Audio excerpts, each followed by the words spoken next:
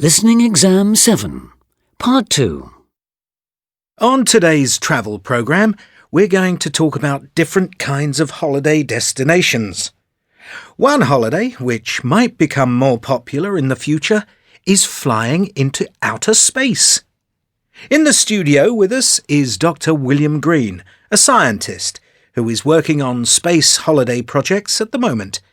Dr. Green, is space tourism really going to be the favourite holiday of the future? Well, yes, it's possible. Newer and cheaper ways of traveling into space are being developed. This means that in the future it will be more accessible to a larger percentage of the general population. So, how many people have been on holiday in space to date? Not many. About 5. It still costs a lot at the moment. These people paid between $20 and $30 million each for a trip to the International Space Station. But in the future, a short trip into space will cost about $200,000 for the general public. $200,000? Isn't that still a lot of money to spend on a holiday for most people? Yes, of course. It will take a little longer for it to become accessible to everyone.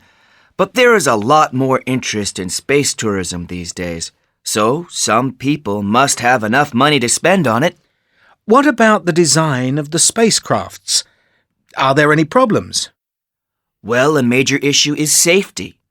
At the moment, most orbital spacecraft have a 1 in 70 chance of having an accident, and so space tourism companies want this to be at least 100 times safer than it is now. And what about the environment?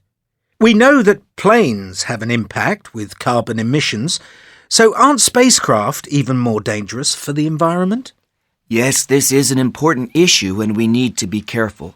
Spacecraft definitely create carbon emissions, and a lot of rockets use dangerous chemicals. The volume of sonic sound is a big problem for local people and wildlife living near a launch site.